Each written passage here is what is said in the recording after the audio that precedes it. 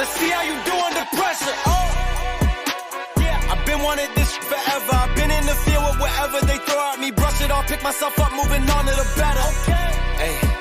Yeah. Ain't no errors, baby, it's a new era. I wake up early, feeling rich like I'm Kesha. I get to the paper, boy. Extra, extra.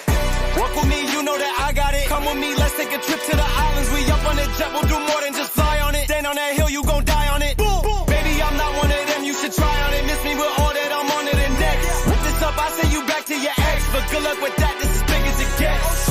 Hey, let's see how you do under pressure. Let's see how you do under pressure. Give them a name to remember. Hey, let's see how you do under pressure. Let's see how you do under pressure. A moment can live on forever. Yeah.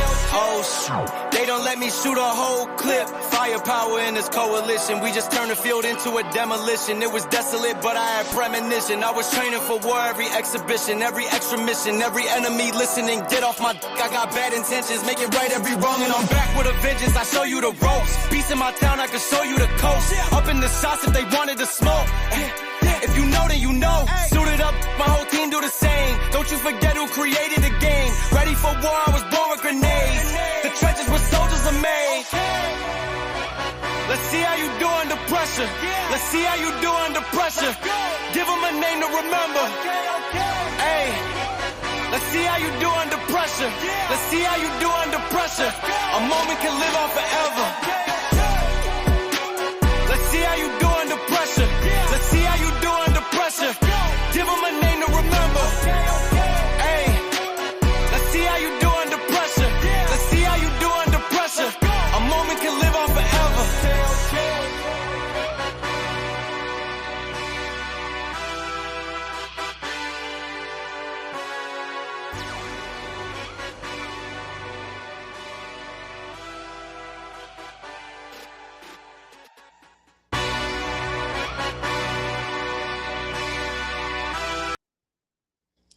What it do, family. Peace, blessings, and reparations. I hope you're having a great one out there. It is a lovely it's starting to be lovely. It's been raining sort of today, but it's a good, lovely rainy day because when you are growing a garden, you don't want to have to always be watering it yourself because those water bills get pretty high right now. But peace and blessings, salutations to the family. Salute to Bronze Flat Power God, always in here, always the first to show up. That brother right there, I got your six. Always got his six right there. When you got a brother like that that always shows love. We got to show love, family. All it takes is a like. Yeah, I mean, it ain't much. Nobody asking you for nothing. That's the smallest things we could do for each other. And yeah, man, so hopefully some more folks is gonna straggle all up in here. But that whole I keep hearing I'm hearing some murmurs on the streets that, Drake may be trying to come back for a sneak attack. And I just think, man, he just need to leave it alone because he's not gonna come back from this, man. I mean, just the whole pedophile stuff. And if you over on you check out over on TikTok, they over there, they got this whole thing where they like they're unfollowing and blocking all the celebrities and stuff now. Oh, you got to see over there on TikTok, boy, them celebrities is tripping. They need that adulation and that love, boy. That's just starting to shrink away from them because of all this, like I said, this pedophilia. People is not in love with this world. Yeah, I've been telling people that because some people get mad. They're like, well, Drake is FBA. I'm like, no, his father was FBA. Drake is a Canadian, basically raised in Canada. When he talk about other black people, he uses the hard ER. I've never used the hard ER unless I was angry at a motherfucker. That's when you might snap on that. But even then, I think that may have been once in my life, and it turned out that motherfucker was a tether. Cause I never really had no. I've been looking back in my past, like all the people I ever really had problems with. I now look back and who they are. They wasn't an actual foundational Black American. They were usually immigrants.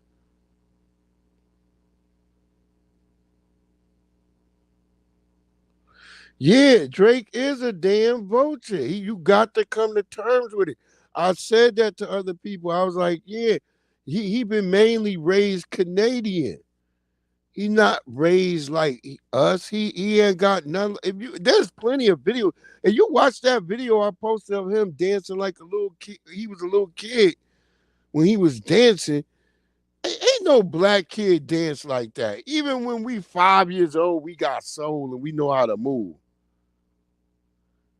What's good, realist? What's good, family? Good to have you in here. Salute, salute, brethren. Yeah, you saw that video. Um, Drake don't dance like us. He really don't dance like us and shit. Like that video of him dancing at that bar mitzvah and shit. I'm like, who fucking moves like that, bro? I should have kept that damn video on here because we talking about what it meant for the culture, and I think it meant a lot. A lot of people, you know, they exclaim it didn't. Yeah, you right. He never had no Kiki. Yo, he never had a Kiki. Shit. He never had a Taquan. He never had no type of shorty with a name that that we know. He ain't never had no chicks like that. He was straight up real Degrassi Junior High type shit. That's what I'm trying to say. I was surprised that he made it this far. You know what I'm saying? I used to look at Drake. I didn't say much. I remember DMX hated him. DMX and a lot of other rappers who don't, some of them won't say it right now, but a lot of rappers did not like him. They could feel his energy. They all said the same thing. It wasn't like I just hated him just because he was like this and DMX was. I didn't just hate him because he was just coming from Canada and was on TV. It was like once I met him, you know, when you're a dog, you can smell. You know that you don't like what you smell, and all I could smell was shit coming from around him. Nah, but X, he did not like him. He was like, yo, when he was around Drake, all he felt was like, man, something ain't right about this dude. And I went back, I found a lot of videos of other rappers, even goofy Common Sense. I told Common Sense pre-white woman Common was like, man, I don't trust this guy. And it's funny, it was a lot of the real rappers, especially if you was conscious enough, you could tell. You was like, something ain't right with this dude. And that's no disrespect. It's just trying to be honest about the situation. I think that's the biggest problem we have now in America. Like, people don't like real shit. Like the Drake fans, like a lot of them are so like disillusioned by his loss that they can't take it. They don't understand.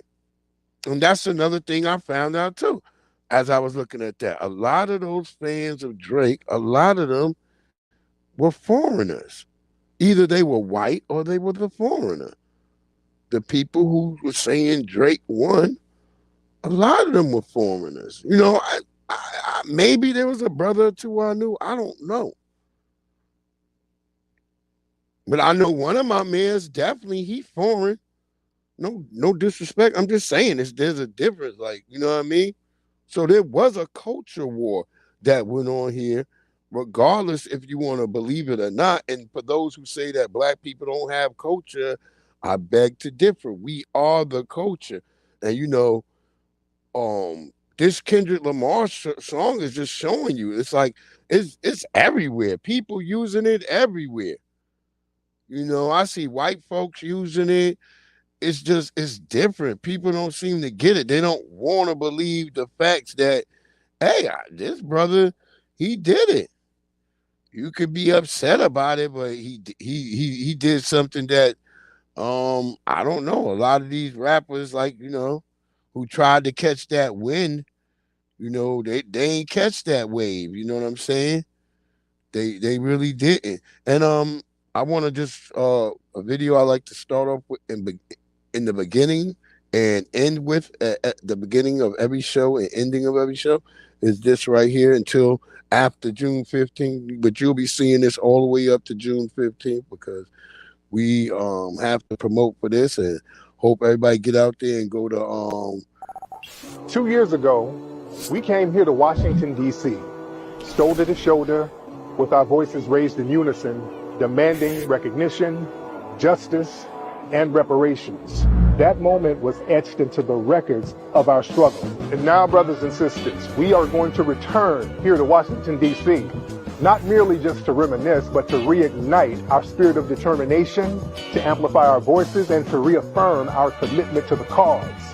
Join me, Tariq Nasheed, here in Washington, D.C., at the Rally for Reparations Juneteenth celebration at Freedom Plaza. We're going to have a vast array of phenomenal speakers, guests, leaders, and activists who's going to reignite that spirit of Majawa that's within us and our lineage. You don't want to miss this event. Go to rallyforreparations.com. That's rallyforreparations.com. Come on down here to Washington, D.C. Be a part of history. Join me. Stand up for yourself. Stand up for justice. Stand up for your ancestors. Rallyforreparations.com. See you here.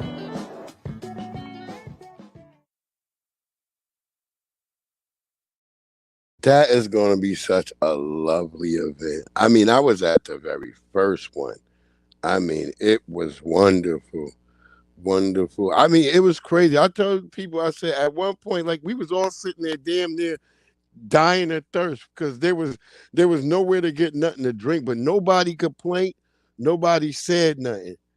And one of my little younger brothers, he went and found where to get some water and came back and was getting the water for everybody running through the crowd. It was an amazing event because that event was put together in less than 3 weeks. I always say it's about 4 weeks, less than 4 weeks.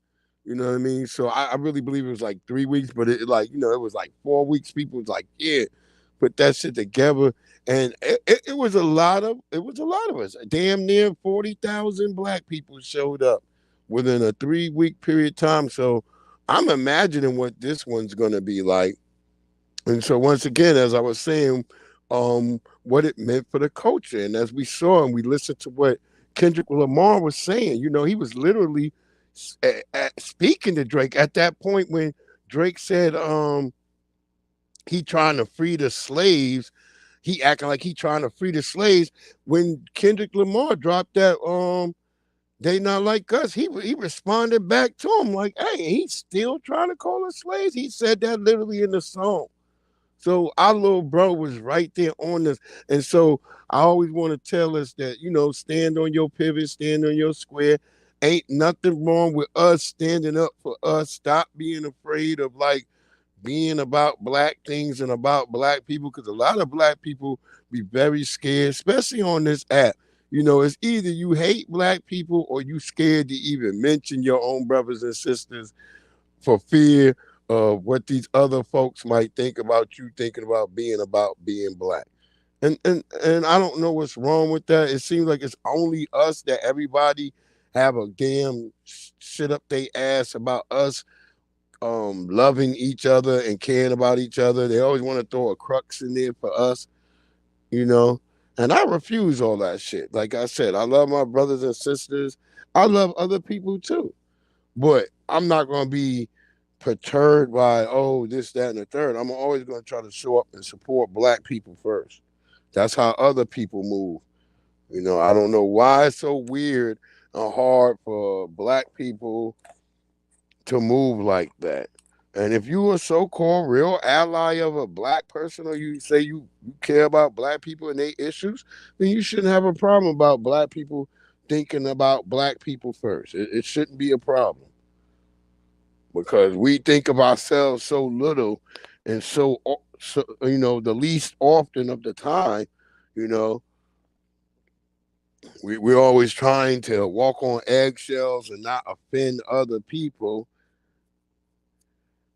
And I think that's what another thing, this whole situation with the Drake Kendrick Lamar situation has shown. You see a lot of people like, oh, when Family Matters got dropped, they was like, oh yeah, yeah. But then when Kendrick Lamar went back, I think it's wrong him talking about his family. But Drake spoke about his family first. Let's be correct. Drake spoke about his family first.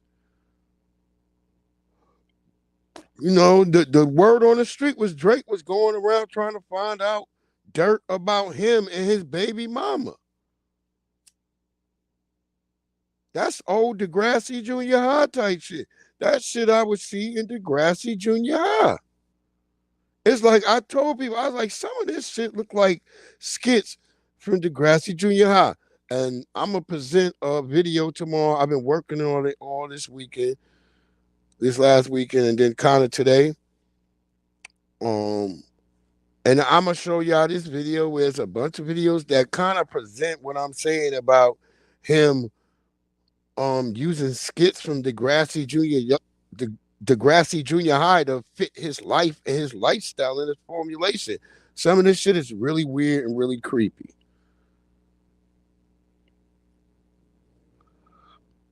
Yeah, Kendrick Lamar already got a new joint lined up for him, and I just seen the video, the picture of it, and it's got like Drake laying on his belly. I don't know when Drake took this picture, but he got like little girly type shoes on.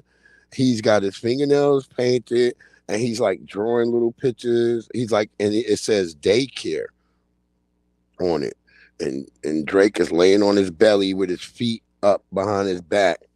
That's some moist shit right there. But yeah, Kendrick Lamar, that's a new joint that's about to. I guess that's loaded. That's the bullet that's loaded right now. I was just over on TikTok.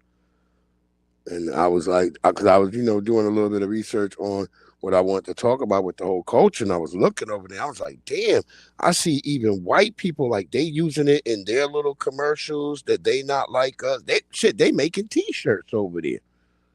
Check this shit out right here. Wait, let me see real quick. I think it might be this one right here. Hold on. Look at this shit. Say, Drake, I hear you like I'm young. You better not ever go to Cell Block 1. To any bitch that talk to him and they in love, just make sure you hide your little sister from him. They tell me Chubb's the only one that get your hand-me-downs and party at the party playing with his nose now. And Baca got a weird case, why is he around? Certified lover boys, certified pedophiles. Wah, wah, wah, wah, wah.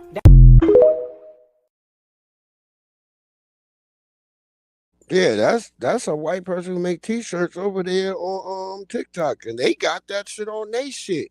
And then I saw on a Oscar Mayer commercial today, I saw the woman on the commercial, they had her putting out hot dogs for her kids.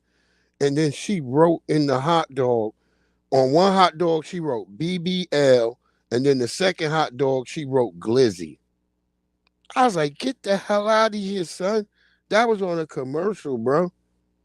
I was like, there's no way he's coming back from this shit, This, I don't know how you come back from this shit, because the P-file stuff, that stuff, I mean, shit, you lost the battle, too.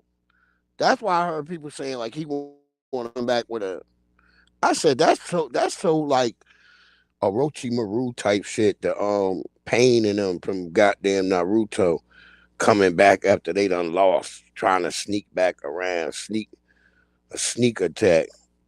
So the Leaf Village, which is the culture, gonna be up though. So I don't know if it's gonna work for him.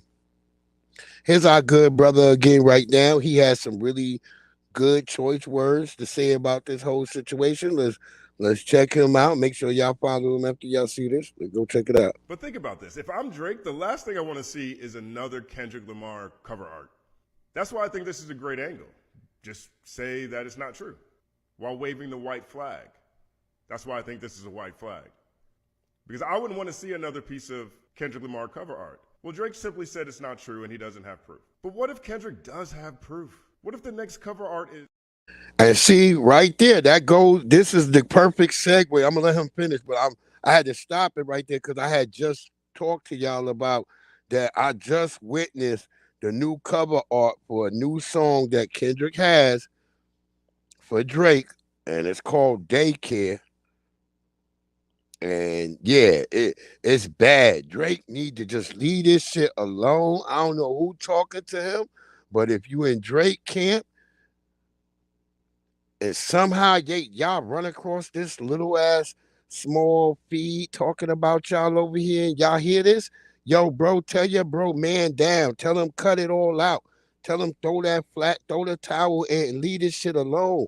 Because what I just saw and our brother just now is segueing into what I just said about there's new artwork already from Kendrick. And I said, this must be him loading a shot. He released the artwork first. So I saw it on TikTok and then I saw it over on Twitter because I wanted to go see if it was the actual shit. And then I went over on Twitter and sure enough, it was on his shit on X. And I was like, oh shoot. So he loading a slug because I guess he hearing the murmurs too. He hearing what we hearing on the street that Drake gonna come back with a sneak diss. So that shit is loaded. But here's our brother Justin Hunt. He gonna fill y'all in on the whole thing. Why it should be a white flag and why he should just call it quits, bro. But think about this. If I'm Drake, the last thing I want to see is another Kendrick Lamar cover art. That's why I think this is a great angle. Just say that it's not true while waving the white flag. That's why I think this is a white flag. Because I wouldn't want to see another piece of Kendrick Lamar cover art. Well, Drake simply said it's not true and he doesn't have proof. But what if Kendrick does have proof? What if the next cover art is court papers or testimony? He already has police reports out there of him corroborating with authorities after he was robbed. I'm not saying that's a bad thing, but he has stuff that's out there. I put it in the How to Beat Drake in a Rap Beef episode. That's out there.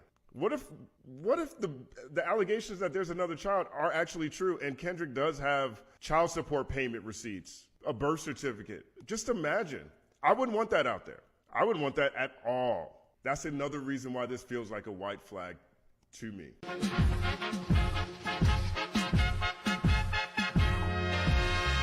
Justin Hunt is here, it's all happening. Justin Hunt is here, it's all happening.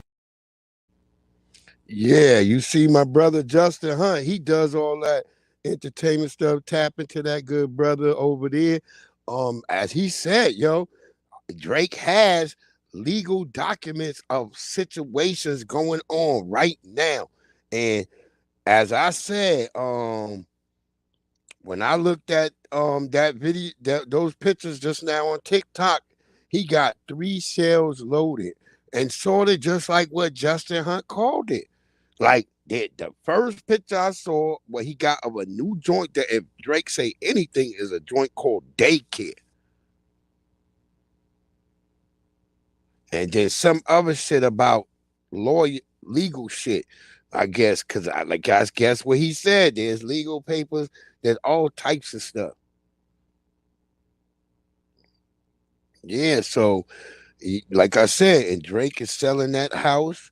You know what I mean? He's showing all the behavior of like a damn what you would consider a tether. He getting up and getting the hell out of Dodge. Word up. He's like, let me get the hell out of here. That's how all them people be. Russell Simmons. That's why I told people, I said, look at the who's who came out to defend Drake. Russell Simmons. I was like, man, if I was Drake, I'd have been like, shit, all y'all motherfuckers shut the fuck up. I would have been like that. Like, yeah, I don't need no Russell Simmons. Who else? It was a lot of motherfuckers who got questionable backgrounds coming around saying something. And I was like, you know. I had to even go on Boosie joint and tell Boosie to shut the hell up. I like, Boosie, you capping like a motherfucker. You know you be having pool parties. You done had your son with older women. You are not the moral authority. I had to go at Boosie on that. I rock with Boosie too. I love my brother. But I had to let his ass know. That's right. Sit your ass down. We ain't playing. We had to let him know. We had to let him know he was out of pocket. But we standing on business on that shit. We was like, look, if this what he really about, I've been hearing shit about him for years. The same way y'all gonna give that pressure to Diddy or y'all gave to Kells, give that same pressure to Drake. There's tons of weird videos of him with young people. So yeah, some of y'all still believe that Michael did some shit. And y'all don't want to believe our brother was innocent. So give that shit to a damn Canadian. Give it to Drake. Y'all gave it to Tory Lanez too. Y'all gave it to Tory Lanez, weak little self. Knowing that big old Megan Thee Stallion beat up on his ass. You right. We need a clean sweep. We got to start cleaning them all out. You are right. Yo, shit, bronze. That is fucking the golden rule right now. It is time to clean up the goddamn mess and let everybody else hold their trash. If it don't belong over here, you take that shit over there. You Canadian, you Nigerian, you Haitian or whatever the hell you is, you gonna hold that L. We no longer taking everybody else. We the black, you know what I mean, delegations say we don't want everybody else shit no more. And it's like that's what when Tariq was saying that shit the other day about how he noticed why nothing never was helping for black people, and he started looking at the last names of all these black people that's in power. All those people ain't for us. Even Colin Powell. Colin Powell is a damn Caribbean, West Indian. All these people they put up in places of power have never really been an FBA. Even Shirley Chisholm, I used to make songs about her and write dissertations on her. And I knew that. I never really thought like, damn. I never realized like these people would have a real undermining of us, and they do. They do. They don't have no connection to Alabama. They don't have no connection to North Carolina. They don't have no connection to New York, really. They don't have no connection to Virginia, really. Yeah, we ain't taking nobody else's L's. Everybody can hold their own L's. We tired of everybody black when they do something bad, but when soon as you do something good, you Trinidadian or you Bohemian or you Nigerian or you Guyanese. But when soon as you commit a crime, I'm just black. I'm Matt Black. Hey, I'm one of y'all. Hey, you remember like the motherfucker on Total Recall? I was just talking about that, how the black character pulled off his arm like, hey man, I'm one of y'all. And he had a damn roach arm. Go look at that old Arnold Schwarzenegger joint. Go go check out that original Arnold Schwarzenegger joint and notice that black dude. He's got a goddamn roach arm. That's what they gave the black character. I got 5 kids to feed. He kept sounding like some motherfuckers you knew on the block. You thought those was your people. You're like, I don't even, who got that many kids and they can't feed them? You just didn't never know that. My mom had 6 boys and she fed us all. I never heard of you got 5 kids and you can't feed them. That's why me and my brothers would look at people like that weird. Like, what? Damn, there's 6 of us. We don't never worry about eating. Sometimes we hated food, me and my brothers, because my mama she cooking all the damn time, making food and selling food and always got some damn event. And guess who's her sous chefs? Me and my brothers. Me and my brothers. That's what I'm trying to say. People like Drake and them, they don't understand that as the culture. Growing up, you being a prep chef, you clean, you 8, 9 years old cleaning chitlins. And you better get them clean, because she gonna check them.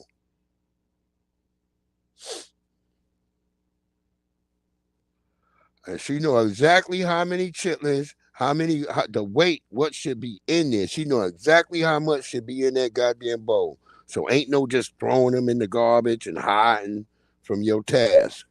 Uh-uh.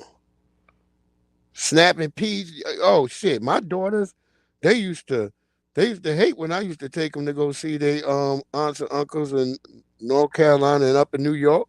They be snapping peas. But they tell me now today, they still say they miss that. They love doing that. Like, you know, they miss their grandmother because she passed away. And they talk about that. They be like, I miss sitting there with her snapping peas.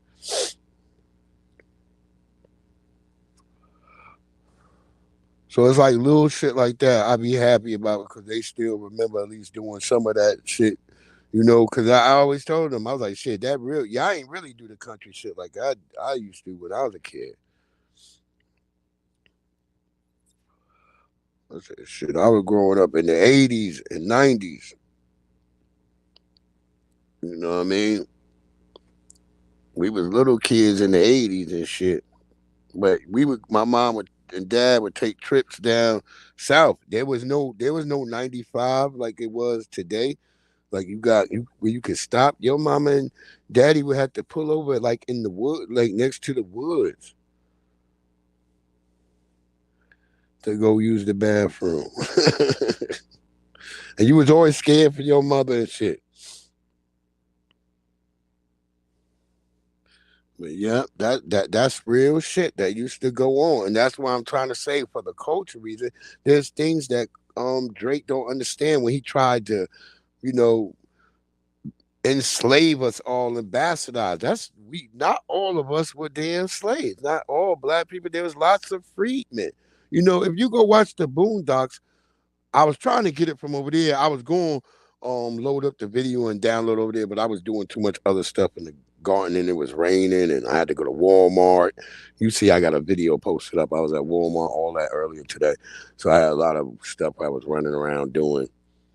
And they have in the Boondocks, they have where they bring the slaves and they got them over there and shit, and they got them looking out, and they looking out where they slaves, and they looking out at the other black people standing there, and they singing the song, "Don't you trust them new niggas over there?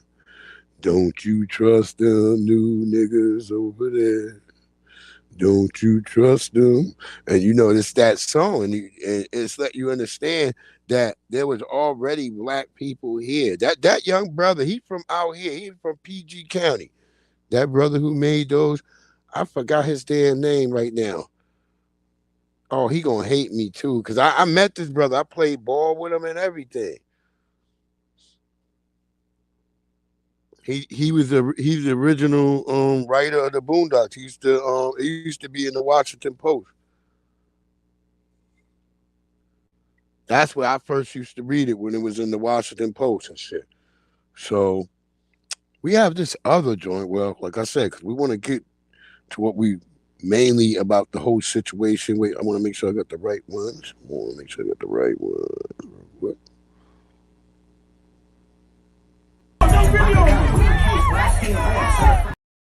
Wait, This man done cooked this boo-boo fresh out the toilet. Wait. Just call him Canada Kenny.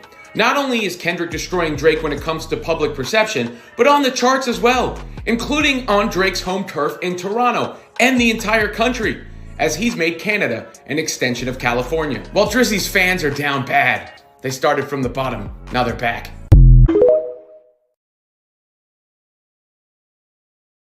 So you see that? Even in Canada, that song has taken over. And literally, I don't know that Drake can come back from this part. I don't know that he could come back for this part. So we want to also think about what other things have happened in the culture because of this.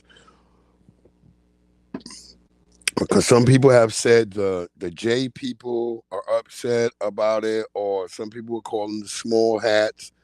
And and we've had some attacks on us trying to use the whole AS word, Semitic. Let's let our sister on Vicky Dillard. She'll run it down because people been trying to talk crazy about us, but let's let our wonderful sister, fair use, YouTube fair use, let our wonderful sister Vicky Dillard tell y'all how they been trying to talk about us and why they need to shut their mouth and they need to just get off our back because we've done what we need to do for them. They need to be doing for us because all of these weirdos, Rappaport, the Schumers, all of these people talking crazy to us, they need to check themselves. And Vicky Dillard, go ahead and let them know, sweetheart. We give you receipts. We're not just running our mouth. And you're not finna come over here calling none of us anti-Semitic when number one, we are Semitic people. Number two, we can prove in no limit of time how everybody, including you all, members of the Jewish community and the Zionist organizations, had everything to do with the undoing of black folks. And you better shut your mouth because while we were just up from chattel slavery and still in Jim Crow, we donned the uniform, went over to Germany to help free you from Hitler.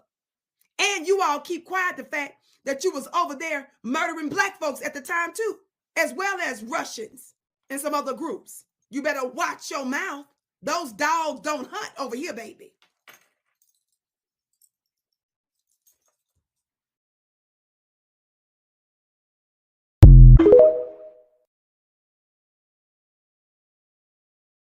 Yes, right there. That's my wonderful, powerful sister, Vicky Dillard. Check her out at Vicky Dillard TV, VickyDillard.com. That sister powerful, my wonderful sister with the head. She make it happen. She telling y'all right there, they better hush their mouth talking that craziness. When we've been putting in work for everybody, there ain't a group that can run around and play like we ain't been putting in work. Can you tell them what we've been doing, who we are, Asian brother? Tell them, and we'll check your inaccuracies with some of your craziness. But go ahead, Asian brother. Yo, America's a black country, motherfuckers. Okay, we need to get on the same page about this because this is the truest truth that you're gonna hear today. All right. I mean, maybe you're gonna hear truer things, and that's dope. But this is also true. So the reality of the situation is that there's no way that people can be violently removed from their motherland for 400 years, have their language removed from them, stolen from them constantly, and constantly being tricked into participating in a society that exploits your labor, your brilliance, your dignity, your honor, your love, your heart. Man, I'm saying this as like a Chinese American male who was born and raised in Metro Detroit, in Michigan, and have only ever been unconditionally really supported by black folk. Okay? Because black people make things safe. Black people are compassion. Black people embody unconditional love, truly. Everybody else has created conditions to fit into society for safety. Black people hold it the fuck down. And we need to recognize this before we just let people kill themselves because we're too afraid to share the truth. Okay, yeah, I don't know what he was talking about. I got kicked out for a minute, but I don't know what he was talking about willing to kill themselves because black people, even right now with whatever's going on, we still have the lowest rate of suicide. Even though I would hope we would have an even lesser rate, and this is no disrespect to anybody. I don't think nobody should unalive themselves, because there is so much out there for you to believe in. Don't you ever give up. That's the one thing you should always remember in your mind. Don't ever give up. If you're coming in later on or you're coming in right now, please hit that like and that subscribe. I appreciate that, family. Please hit that like and subscribe. But don't you ever give up, man. Don't you let nobody ever tell you you ain't worth nothing. And that go for all people. My brothers and sisters, y'all already know. You already know where we stand. So you meet my love always vibrating out to you. When I see you out at a market, I see you on the street, I see you in a business, I see you inside of a grocery store. I look at black people. If you look at me, I look at you. I make sure you know I'm looking at you and I nod. I always interact with black people from a distance. If you're a real black person, you're going to look at the other black person and you're going to make eye contact. But that's when you know you got a lot of others around you because they don't look at us in the eye. I was just at Home Depot the other day. And, there was a lot of, some of the African brothers who were in there work, them brothers was on cold. But when I was outside shopping, a lot of the African broads who was shopping and dudes who was shopping, Caribbean dudes, They were all off code. Hella off code. They were just talking some weirdo shit. And it's like, they not like this. We got to be like this when we doing some shit. We got to lock down like this.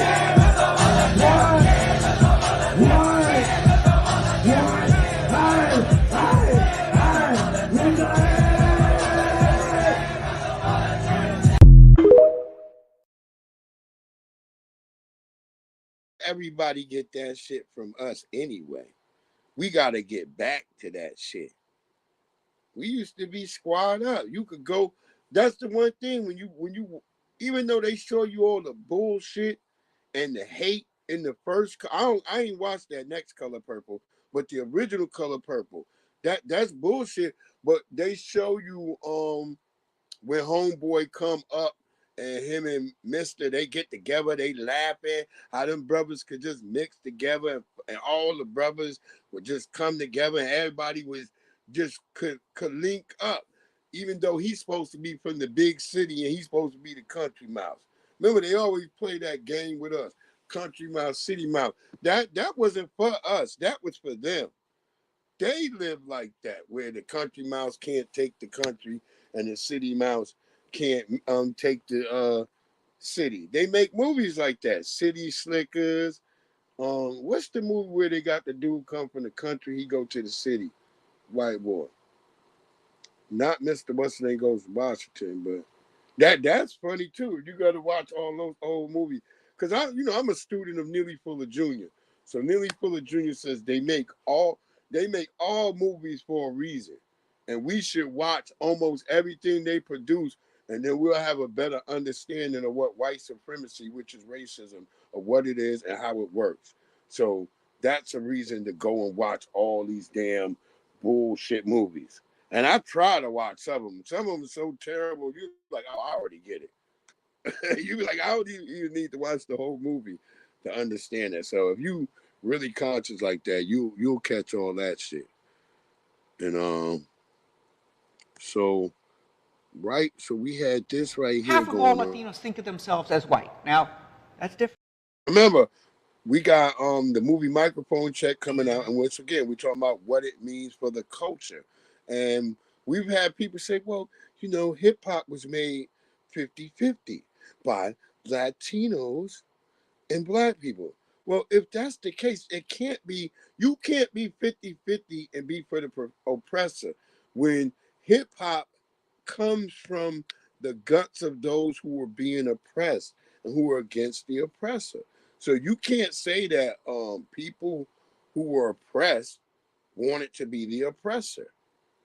You see what I'm saying? How that doesn't work logically. So let's listen to this alleged scholar as what he has to say about Latino people.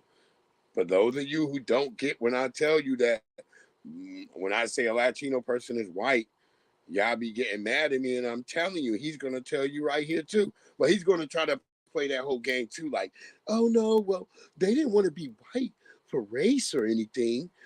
It's just an overall thing to do.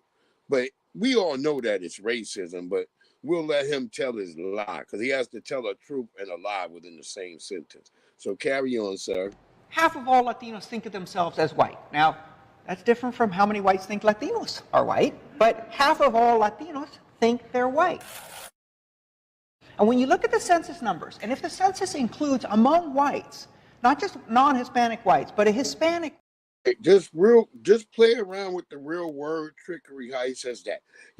Almost half of all Latinos declare themselves white. Yeah, because there's half Latinos that are white in the actual Latino population, and then there's the Afro-Latinos who can't but would love to try to be white.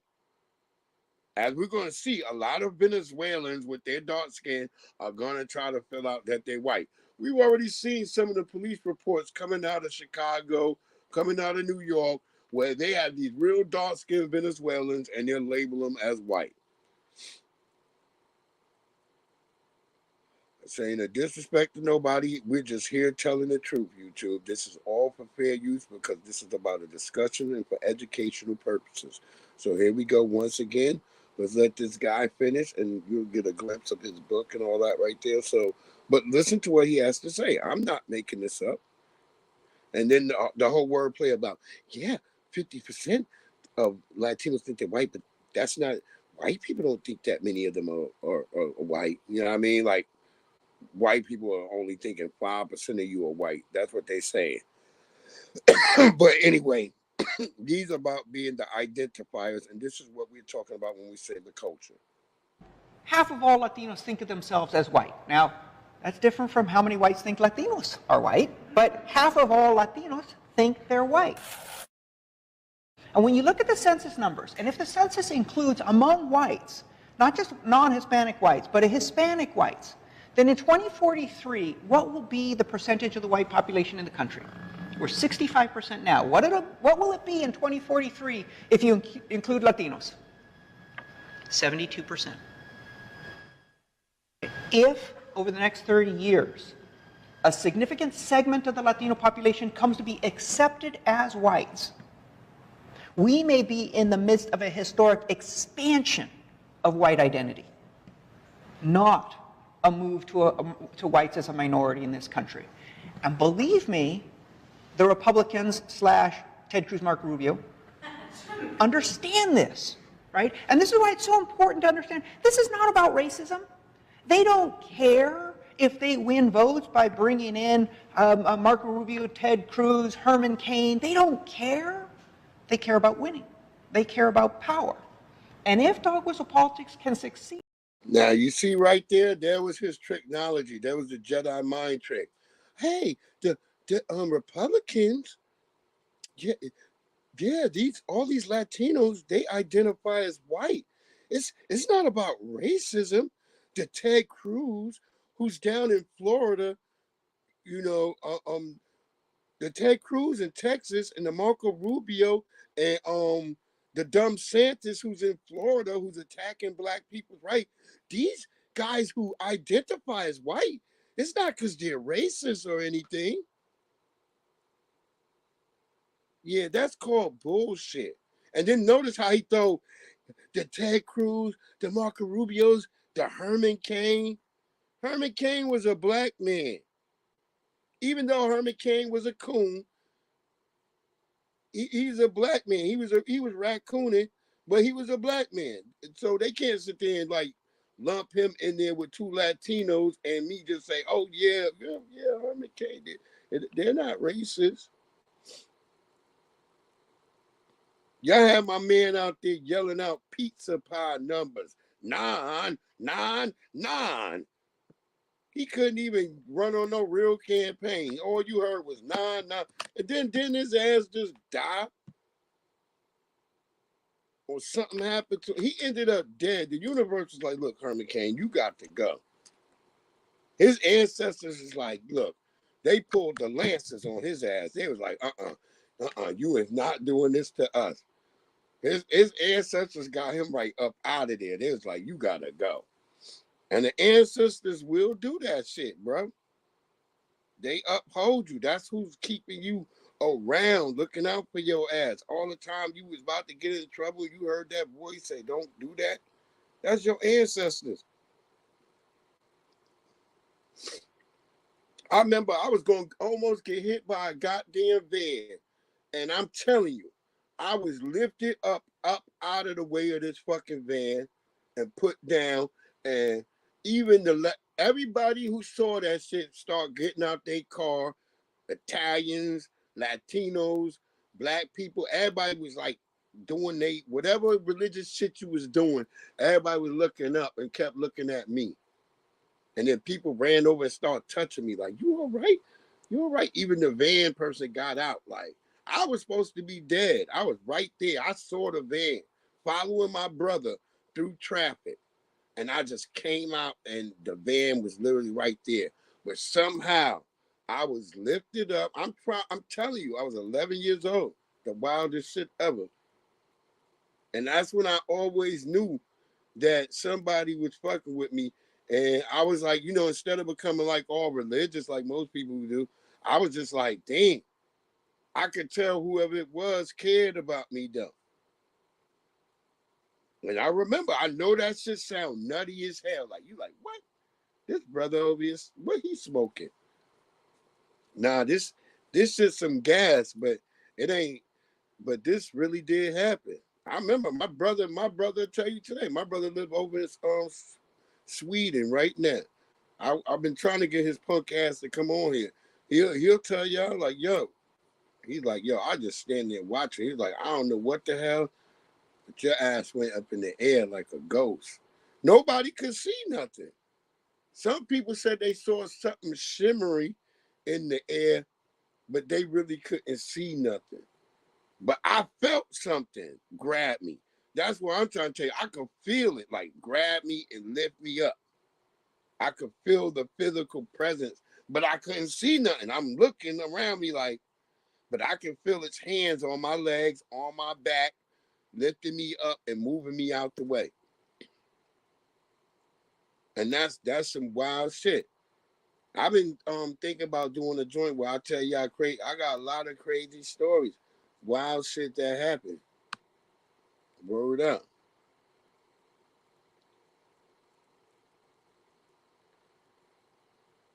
I was thinking about that because I even have some. I still have some of the paperwork because I've taken lie detectors for some of this stuff. I still had the paperwork from that stuff. Cause I remember when my wife was like, well, let's go. She was like, one day she was like, let's just go. Cause one of her peoples was a police, and she was like, shit. She was like, well, let's just go down there, and they can just give you one, and we ran that shit, and they was like shocked too. They was like, damn. From this shit, they was like, he telling the truth. So, like I said, I know this shit sound crazy, but a lot of these stories I'll tell y'all, it just be wild. And it used a lot. My man Lil Raheem was around for a lot of this wild shit too. My man Lil Raheem, I want to get his little ass on here too. He'll tell y'all about this shit. A lot of wild, crazy shit that you be like, wait, what? Yeah, like you be like, yep, that happened. You word up. I remember they had my man Ant tied up, and we had to go save his ass. This is the wildest shit ever. Me, my man C-Mac, he was from Philly, and my man Lil Raheem, and then, it's just fucking me. I'm just there with them. Like, yo, we going, I went in there, I remember I was shocked. They had his ass tied up, and they were beating him too. I was like, damn. I never seen no shit like that before until I was in Baltimore. Baltimore was wild, yo. I remember the first time trying to get some damn weed out there, I almost got shot. I was like, this shit is dangerous. It ain't like New York. New York, you just, all right, there go the weed man. Let me go over there and get the weed man. He was in a wheelchair too. And then two motherfuckers popped out the spot. I was like, he's like, hey, chill, y'all, man. Hey, you one of them young bloods from up Coppin, ain't you? I'm like, yeah. He said, all right, man. He cool. What you need, boy? Y'all better be careful around here, man. Some of these dope fiends, man, they robbing everybody. Yeah, this shit was crazy, yo. I didn't even know the wire was going on at that time. The show wasn't even on. It didn't even exist yet. We was actually living in this shit. We didn't know we was living in it. This shit was crazy. I'm trying to get all the everybody back together this year for like a reunion. Because I think we need to get a reunion. All of us who survived going to Coppin in Baltimore. Because some of our mans, tried to hustle and be on the streets.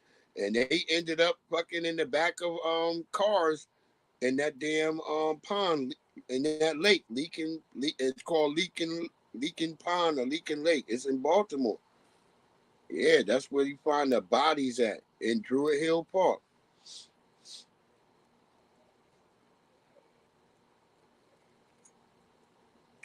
That's why the animals was always aggy over there, because all them gunshots. The zoo was right there. And the animals, they would hear that shit all the time. And if you ever see an animal face, like when a gun go off, that's how I know animals know what a gun is. Because when a motherfucking gun go off, them animal eyes be bucking. They be like, they be trying to hide quick as hell. They be wondering why you ain't trying to hide. That's it. Wow. Yeah, Baltimore was a wild period of my life. I love Baltimore still, though. No disrespect. That's what I'm saying. Drake would have never survived being on the actual streets of Baltimore. There was no light-skinned Negroes. I'm being honest. I'm telling you, Baltimore, I don't recall any light-skinned niggas ever. I'm being honest. I'm thinking in my head like niggas Drake complexion on the streets. Nah, I don't recall seeing none of them niggas, yo. Word up. I'm being no cap. Not even down at Morgan State. Nah, them niggas knew if them light skinned niggas would stay up in the dome. They did not come outside. That's no cap. Word up. So yeah, we did that joint right there. Now let's play a game of 52 pickup. It's a stick up. Thieves gotta eat, cause I'm smooth when I move with the heat bound. Now switch up. Y'all should know. Just to give you a quick feeling, and fair use you too. This is our good brother Kwame. Remember Kwame, the polka dot brother? If you was young, you remember that. You remember you always like, oh, and he had the nice cut. You wanted to be like Kwame. Kwame was dope. But this is a joint from his channel over there on TikTok. Check our brother out. I thought this was real dope. And it's funny because I want to I'm gonna go back towards the culture talking about this same situation, but let him rock to it. Now let's play a game of 52 pickup. It's a stick up. Thieves gotta eat, cause I'm smooth when I move with the heat bound.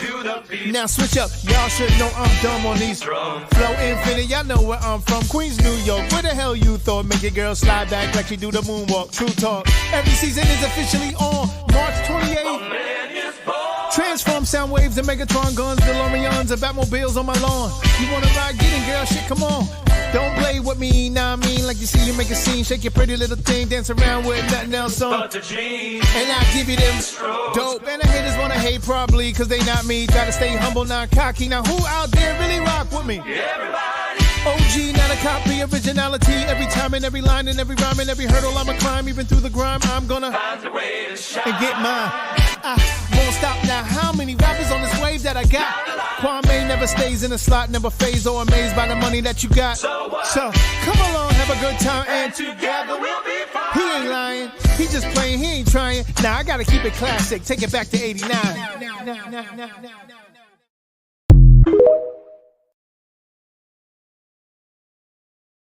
Word up, word up. Yo, for real, that was the best year to be a kid. 89, I tell people that's the greatest time, like 89 to 91. Those were the best years to be a kid before you had to go to middle school. Well, you transitioned halfway to middle school, then into high school. That was the best time because you was going into the golden age of anime.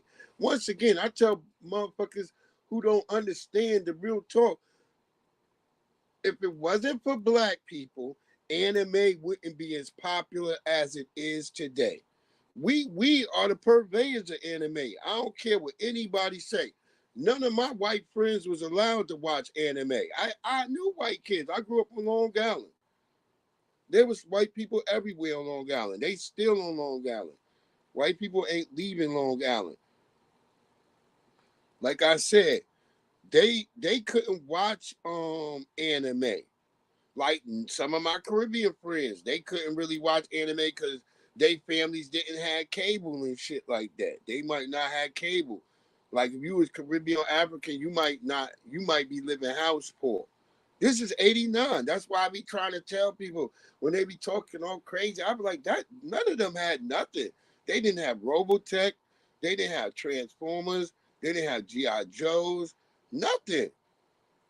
All me and my friends, we had all that shit. My Caribbean African friends, they always like they didn't never know what to do. They might steal They might steal your G.I. Joes. None of my FBA brothers and sisters, they never stole none of my shit. But it was always like one of my African friends or my Caribbean friends, or even like an Asian or Latino friend. Definitely Latinos, they will always steal. That's why you like, they be like, oh, you're not playing with your toys today? You be like, no.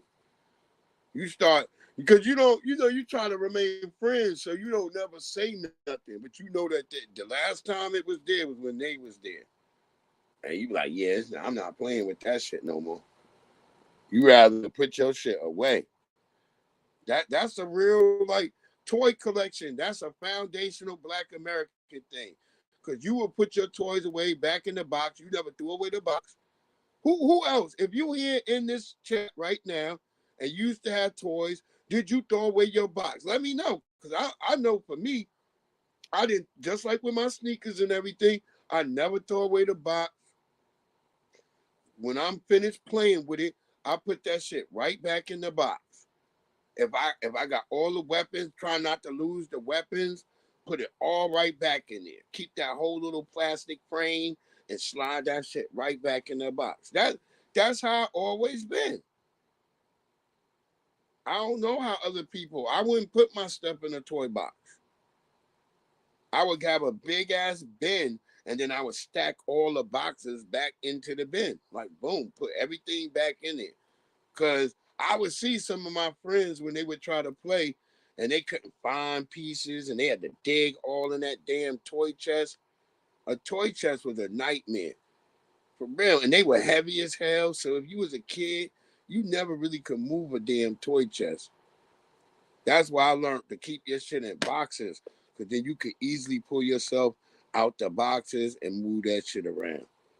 But yeah, like I said, once again, we think about that whole thing about the culture. And as I said, our brother Kwame, RIP to our good brother Gary Coleman. As we were saying, our brother right there, and salute to our brother Todd Bridges.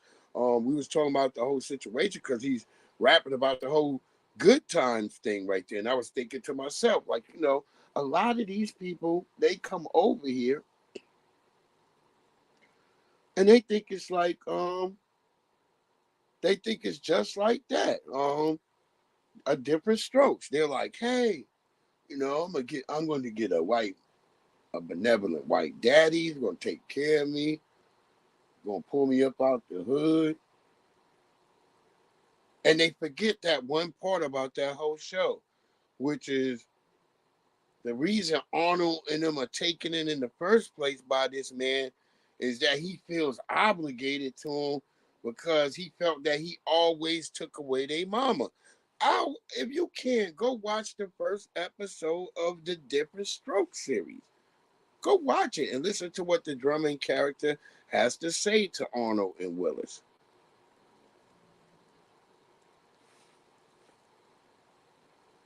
He's going to explain to him because it's not the first. It's not because it's a different white guy. People don't know that. I was like, yeah, they switched white guys. With the very first white guy, he explains to him like, damn, I feel bad. I took y'all mama. I always had y'all mama here working. She couldn't be around y'all, and she died working for me. That's why he took them in. And this is what these Africans, they don't seem to get. They think it's just going to be like this big love story, and it's not. But if you remember as a young person or however you did, however you played, if you had G.I. Joes or you had Barbies, did you keep your stuff and did you keep your boxes? Did you keep your items? Let me know in the chat because I believe to me that's like a very Black thing. I mean, shit. A lot of my white friends, they could display their stuff because they would have shelf space. They might have like really nice dressers. They might family might put shelves on the wall for them, and they would have they shit displayed really nice too, for real. Sometimes they would go get that shit. I forgot what they would do with it. They would put that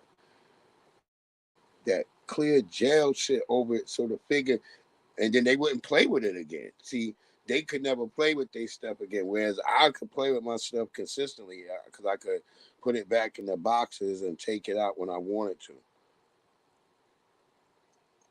Another asset with maintaining the boxes was like if something happened to your product, you could look on the back and you can get information from the company, and then you can either contact the company and they'll tell you either send the whole product back if you have the box and everything, and then you just send it back and they send you a whole brand new one.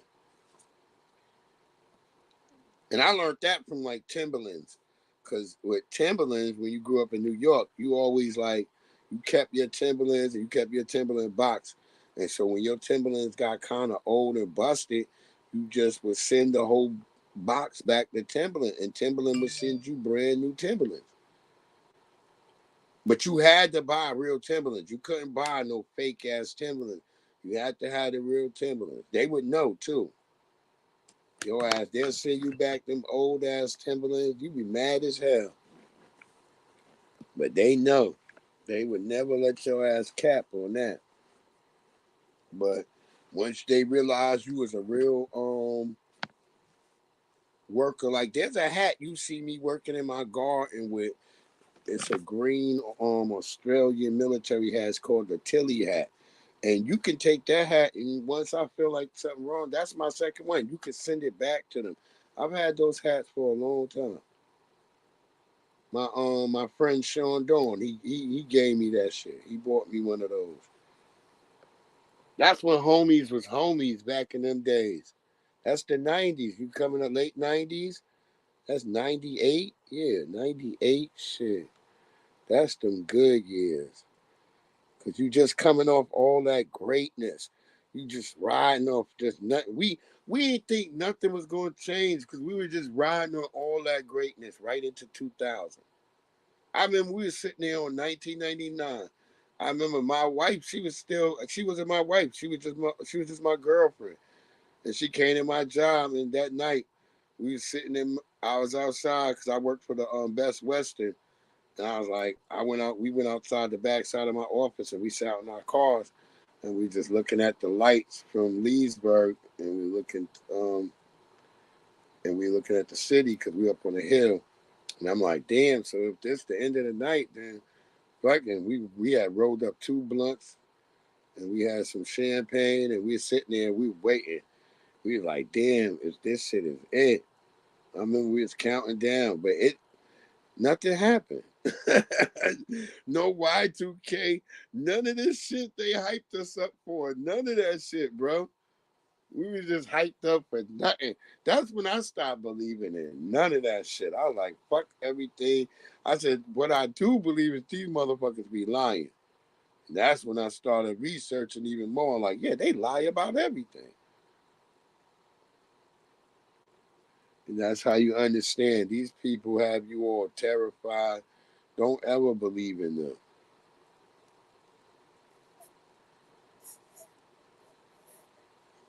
That's why I say, no disrespect. I love my white friends, but I don't never believe nothing a white person say. Never, nothing they say. I be looking at them just like I look at the motherfuckers on the newscast. Like, yeah, okay. All right, I'll wait. I'll see. Because they always got doomsday talk. They always have doomsday talk. I remember this white woman at my job. She used to say, like, oh, mate, like always talking about maybe you sick and maybe you that. I'm like, the hell is she talking about? Shit crazy. Wait, did I? No. That's coming in a second. Well, anyway, let's.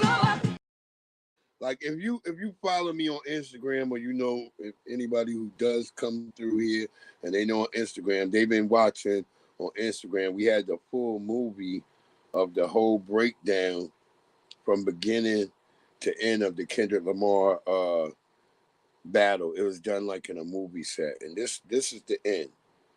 This is the final end. So there it is. My man Mook had got it over there.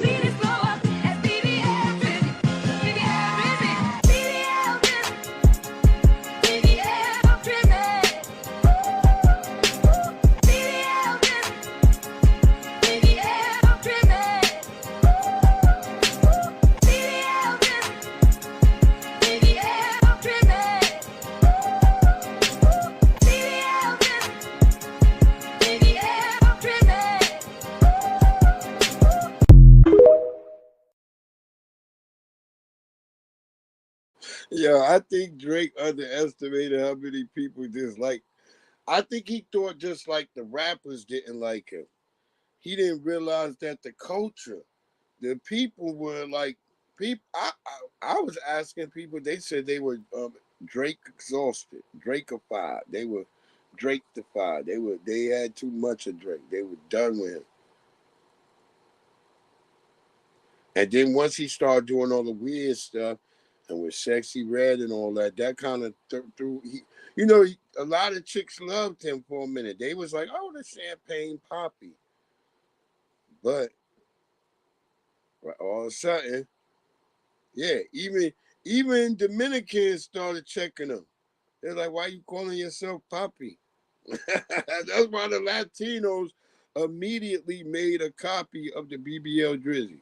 They made a Latino version. That's what I'm trying to say. I think Drake underestimated how many people disliked him. A lot of people just did not like him. And I don't know whose fault it was, but you started seeing his music was getting played everywhere. I think this is Johannesburg, South Africa.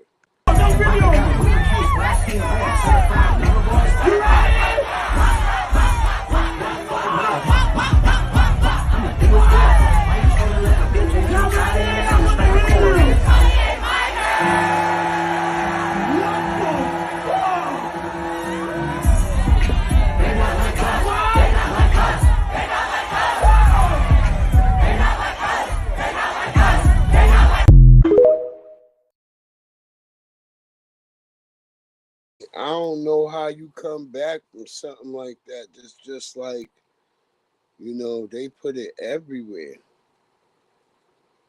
They put it everywhere. It's kind of hard for Drake to make it back from this. So, yeah. Boy, Drizzy. I said, I hope the rumors ain't true that he want to come back and have some more fisticuffs, because he should just give it up, because Kendrick got him lined up. And, yeah, it's going to be worse. It's going to be worse for him. Well, what is it? Tuesday night? We're heading into. I'm so mad I gotta be there so early in the morning. Long freaking day, Momo. This dog's sleeping like she got a job.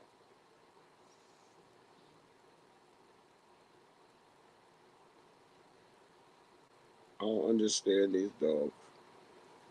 But yo, this was a great one. I appreciate Bronze Flat Power God for sliding through. 755 Media, always appreciate you. Realest one, I appreciate you. Who else? I don't know if anybody else I missed. Sorry to say that. I'm sorry I missed you. But yeah, but salute to the family. Appreciate y'all for tapping in. Get a little bit of gaming in before I go to bed and then take my ass to work. Oh, I got so much coming. Oh man.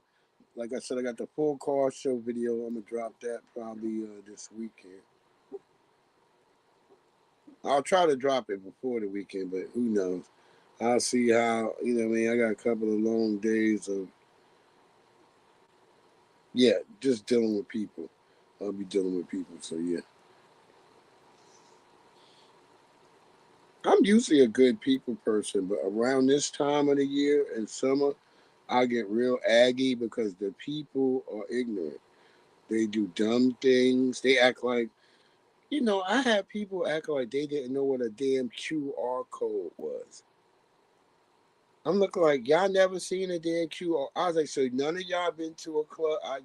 None of y'all been to a damn event or anything lately. You haven't been anywhere. You just been in your house. Because they love to lie and shit. I was like, you been somewhere. You been to a concert. You been to the movies. You been to a club. You been to some type of event where you go to test food and stuff like that. They be lying. I'm like, you have to use QR codes everywhere.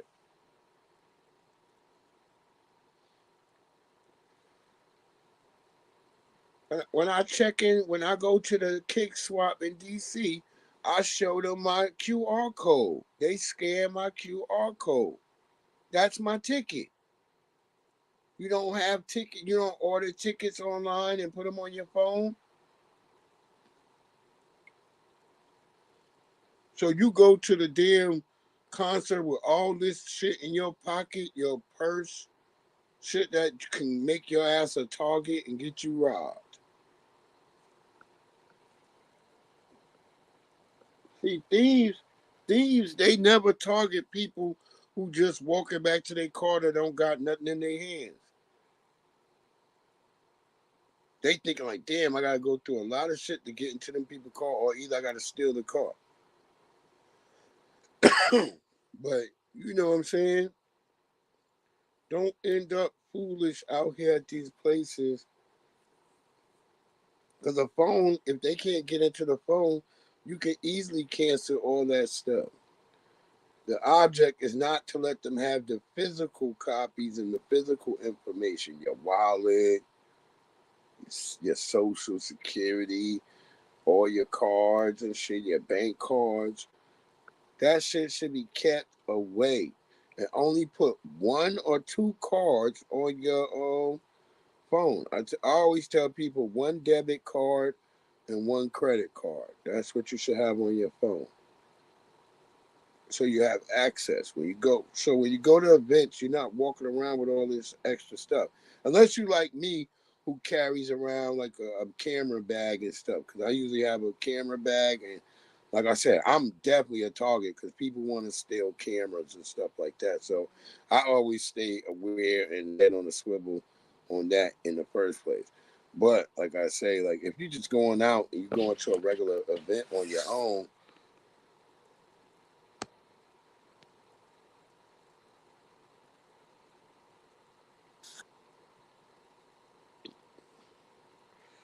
where is it at? Let me see.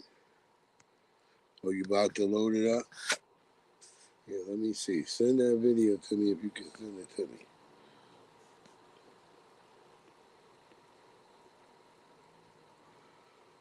Oh, I gotta add some funny shit right here. This man done cooked this boo-boo fresh out the toilet. Yeah, he had to cook that in the toilet. That's everybody boo-boo in the hood mixed together. Oh my God, what the fuck do y'all do in y'all kitchens? It really don't have nothing to do with me, but then again, boy, it's shitty.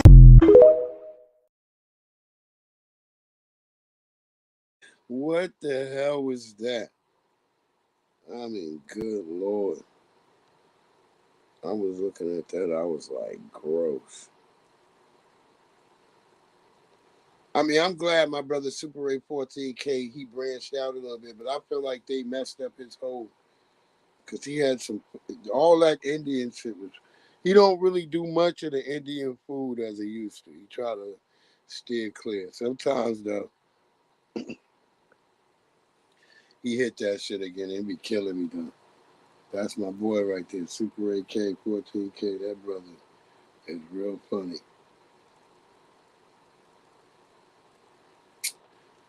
It ran. What it do in y'all neck of the woods? It was raining right here.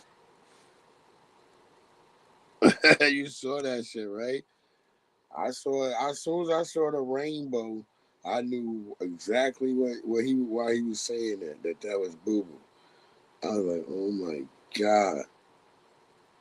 Yeah, we about to have to deal with a whole month of this shit.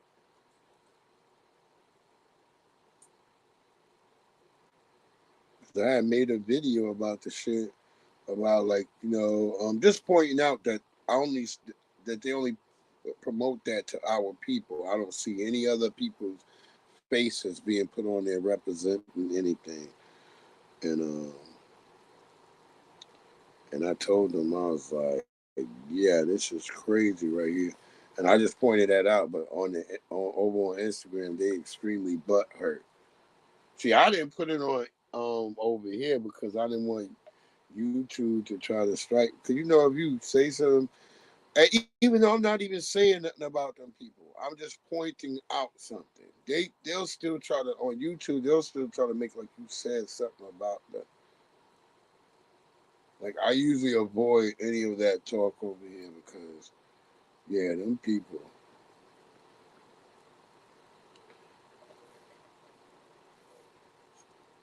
I just say them people.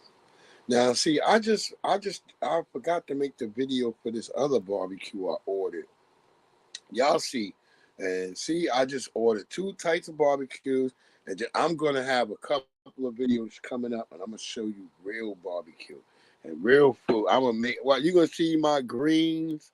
You're gonna see how good my greens are. You're gonna see my mac and cheese. You're gonna see my baked beans that be busting. Oh man, I'm about to crush them. And I'm gonna do traditional Southern barbecue. I'm gonna give a little bit of a New York variation, and I'm gonna throw a little splash of some Latino Caribbean type shit together. Watch, you gonna see.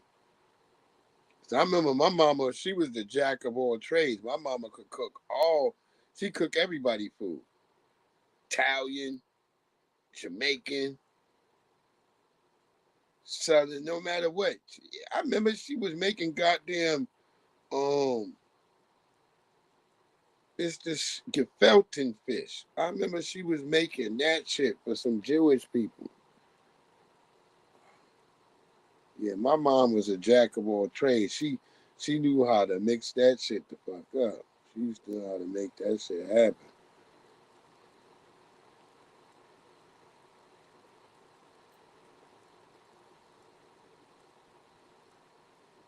Yeah, doubts.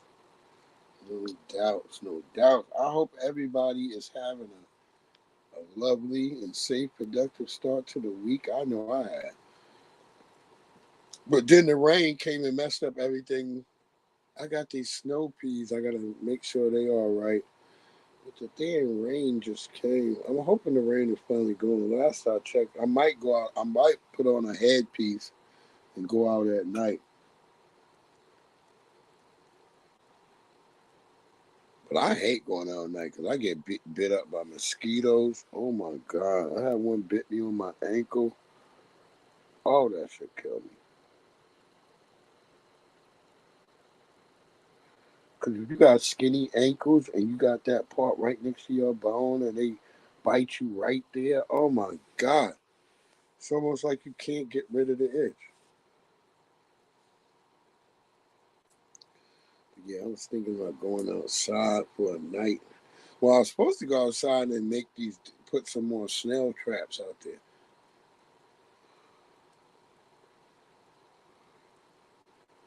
I just forgot to go buy some damn cheap beer.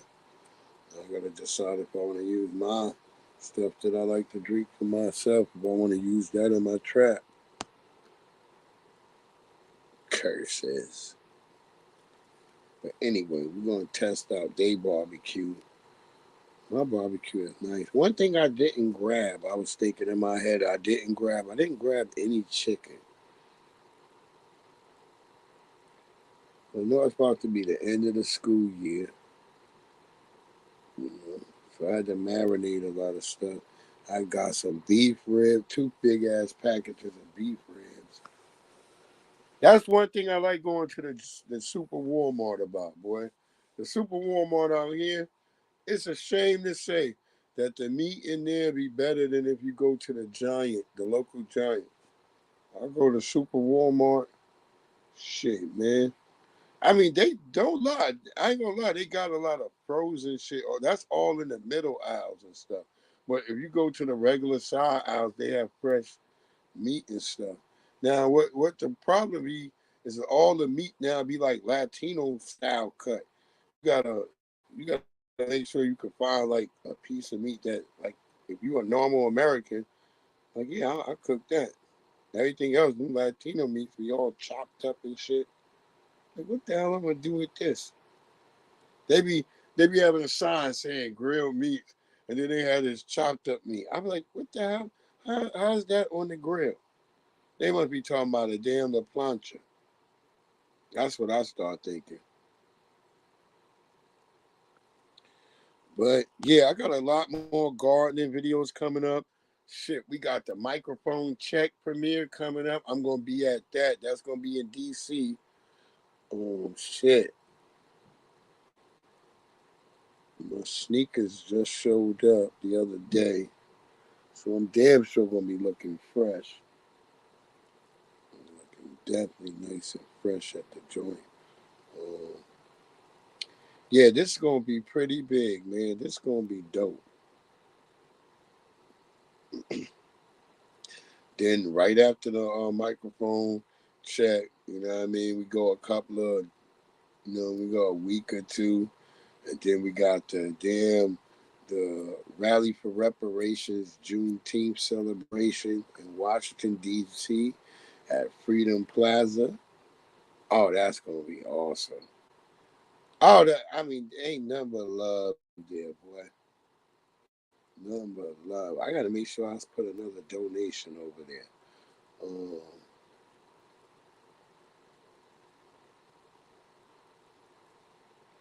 that's why I ain't sent my beloved Miss V nothing. I gotta send her something soon too. But I done had to do my daughters. I got my other daughter's birthday is about to be May 29th. We got Memorial Day, shit. Then I gotta go to, like I said, the Rally for Reparations.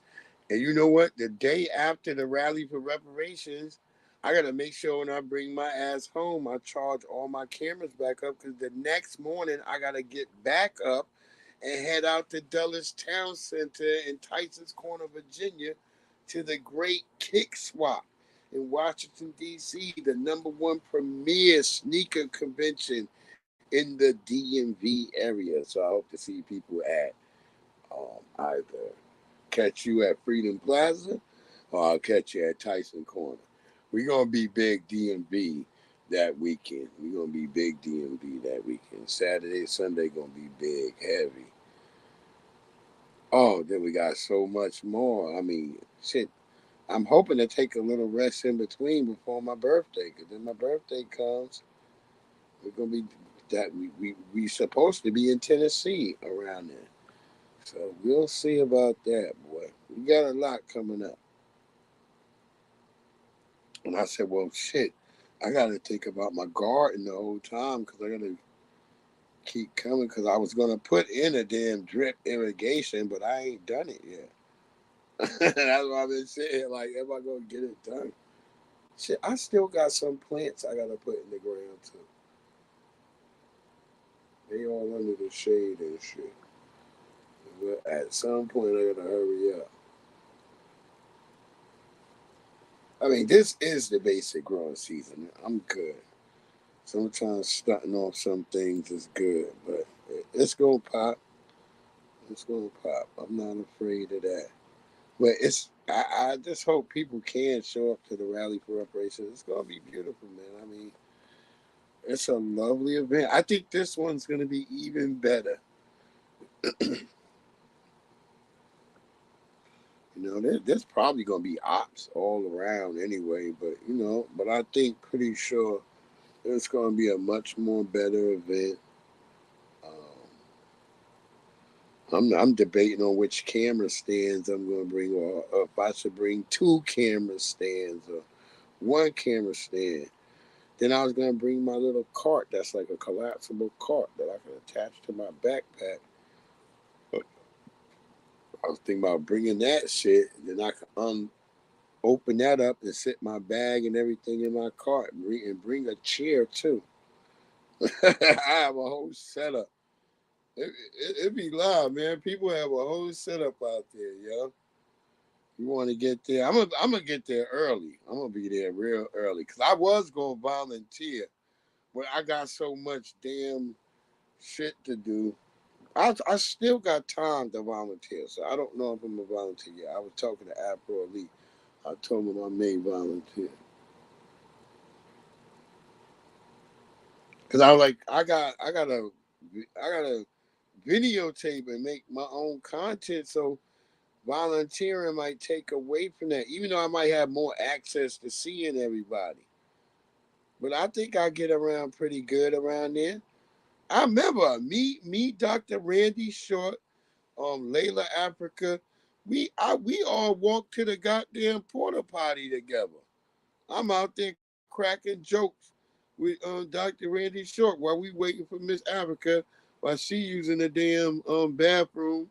We watching her back and shit. Everybody using the porta potties. I'm starting to laugh. I'm like, this is the craziest shit. And he wrote, and he, Dr. Randy Short, he real funny. And he be cussing. Oh my God, that was a wonderful day.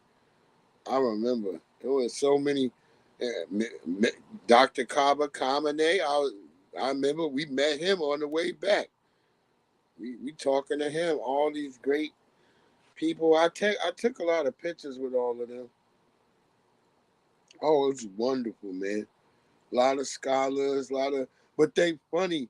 That's what I like about when you get to meet all these people that you see who got this knowledge and stuff in this, and you meet them in person, and you feel their vigor, and you can feel their energy, and then you find out that they're just as natural as you. They're funny, they crack jokes, they like a little bit of ratchetness. Oh, it's just so funny, man. That's why I say we a different thing because it's like meeting your uncles and aunties. It's like being at a goddamn family reunion. I told Tariq, I said, y'all gotta get somebody nearby that's like at least nearby who's making some barbecue or some shit. Because that's the one thing that the shit be lacking is that barbecue or some really good sandwiches.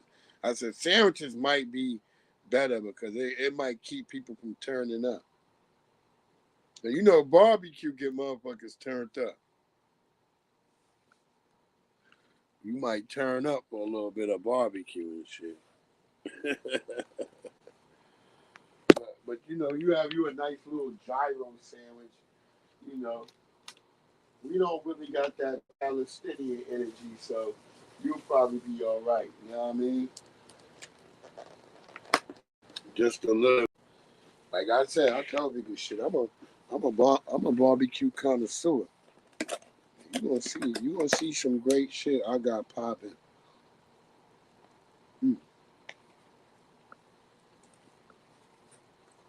I got a couple of cooks coming up.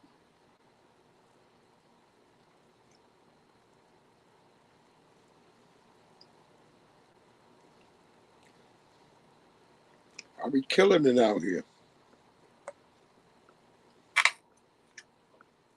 I'm the grill king. I be like the Africans on the boat. I'm the captain now.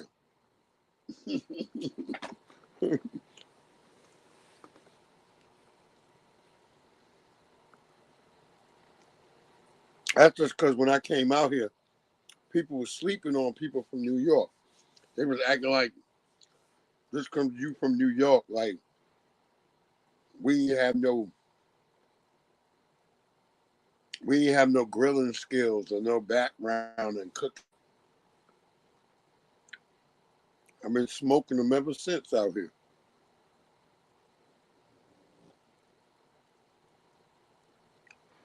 There ain't a cat that can. There's not a cat that can match up to me. I be thinking in my head like, who cook as good as me? There's a couple of chicks. There's a couple of women I could name out here who can really throw down. But there's no dude that I can name that I can be like, yeah, Nope. Most of these motherfuckers be cooking hot. You come to their barbecue, they be like, come to my barbecue, and you get there, all they got is burgers and hot dogs. And maybe some burnt chicken wings or undercooked drumsticks. You be biting in that shit, blood be gushing out. Word up.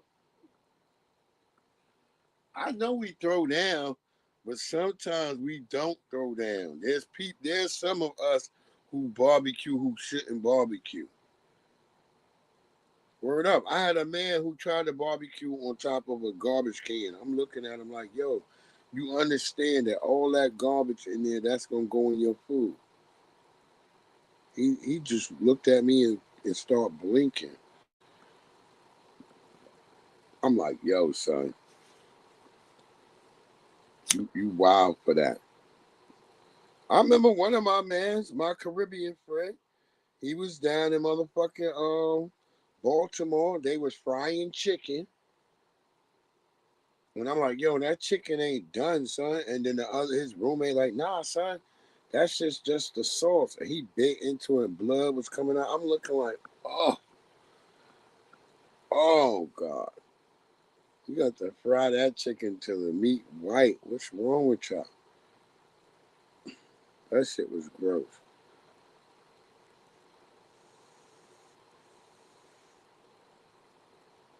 Oh yeah, Baltimore was the shit. I ain't gonna front. Baltimore was scary, but it was the shit. The best Hooters, the best Hooters I ever been to is the Baltimore's Hooter down by the harbor. Now I don't know if it's still good, but when I used to go in there, they always had on white t-shirts, and if they had like, if they white t-shirt looked kind of greasy and a little bit dirty, I knew I was like, okay, I'm ordering. Sometimes I would go and there'd be motherfuckers back there, they looked all clean. I'd be like, nah, I ain't even ordering. Cause I don't care. That motherfucker wearing the do-rag with the sort of grease stain on his t-shirt, he know how to fry them chicken wings. That was always the best chicken wings. When you saw a dude, he got the do-rag. Like, it's not even a real do-rag. It's like a stocking cap. A stocking cap on his head. He missing like maybe two front teeth.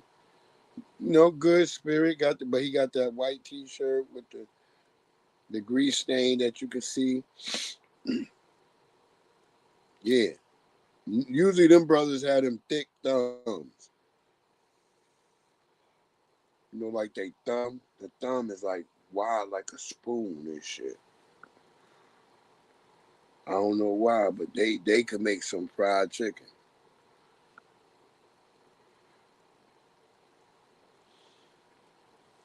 That's why I be telling people, I'm like, shit, you got to go around. Black people got mad diversity. There's mad different versions of us. And that's why I was weirded out by Drake using that whole term, like if you are one of us, like you was trying to say. And then you did a slight towards Michael Jackson. Shit, you already disrespected Tupac and you disrespected a living Snoop Dogg. Even though Snoop Dogg didn't say nothing, to those of us who was watching was like, man, that shit lame as hell. I'm just gonna be honest. I don't really do lame nigga shit. So when I see a brother, he do something like that, I'm kind of like, damn, that shit lame. Cause you could have did anything else. I bet you wouldn't have impersonated Elton John or one of them motherfuckers. You'd have had your ass up on charges. And then they come out with that weak ass last response, that white flag. That was just like, yo, bro. But yeah, it's what 11:16. I gotta be here early. I appreciate y'all for coming through, coming out. I'm going to step out. Have a great one.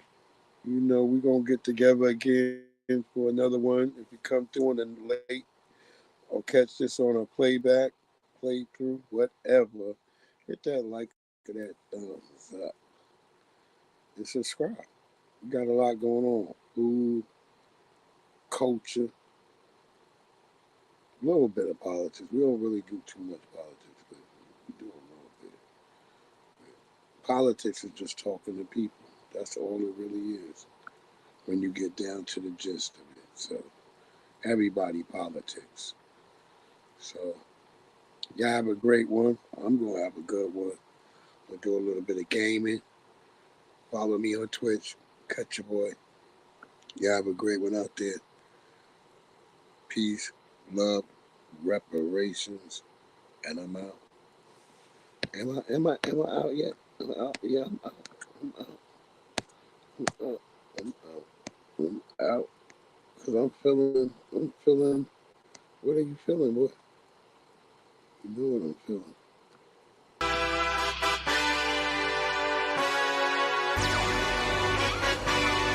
Hey. Yeah, let's see how you do under pressure. Oh. Yeah, I've been wanting this forever. I've been in the field with whatever they throw at me. Brush it off, pick myself up, moving on to the better. Okay. Hey. Yeah. Ain't no errors, baby, it's a new era. I wake up early, feeling rich like I'm Kesha. I get to the paper, boy. Extra, extra. Walk with me, you know that I got it. Come with me, let's take a trip to the islands. We up on the jet, we'll do more than just fly on it. Stand on that hill, you gon' die on it. Boom, boom. Baby, I'm not one of them, you should try on it. Miss me with all that, I'm on it and next. Whip this up, I send you back to your ex. But good luck with that, this is big as it gets. Hey, let's see how you do under pressure. Let's see how you do under pressure. Give them a name to remember. Hey, let's see how you do under pressure. Let's see how you do under pressure. A moment can live on forever. Yeah, oh shoot. They don't let me shoot a whole clip. Firepower in this coalition. We just turned the field into a demolition. It was desolate, but I had premonition. I was training for war every exhibition, every extra mission, every enemy listening. Get off my dick, I got bad intentions. Make it right every wrong, and I'm back with a vengeance. I show you the ropes. Peace in my town, I can show you the coast. Up in the shots if they wanted to smoke. If you know, then you know. Suited up, my whole team do the same. Don't you forget who created the game. Ready for war, I was born with grenades. The trenches where soldiers are made. Let's see how you do under pressure. Let's see how you do under pressure. Give them a name to remember. Hey, let's see how you do under pressure. Let's see how you do under pressure. A moment can live on forever. Let's see how you do under pressure. Let's see how you do under pressure. Give them a name to remember. Hey, let's see how you do under pressure. Let's see how you do under pressure. A moment can live on forever.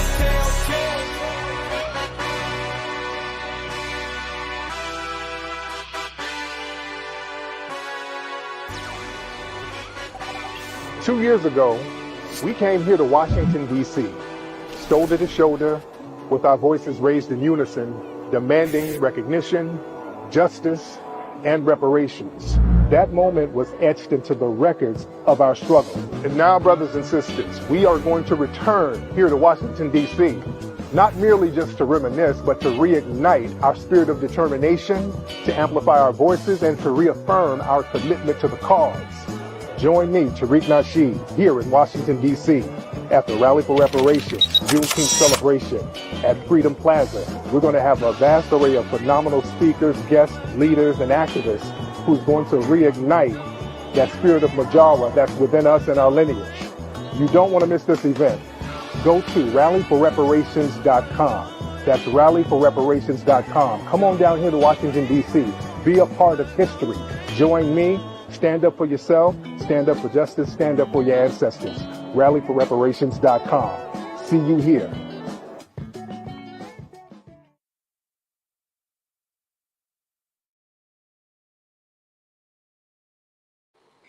Peace, love, and reparations, family. Y'all have a great one out there. I will catch you on the flip side. This has been Breeze Omega. Omega, that's Breeze.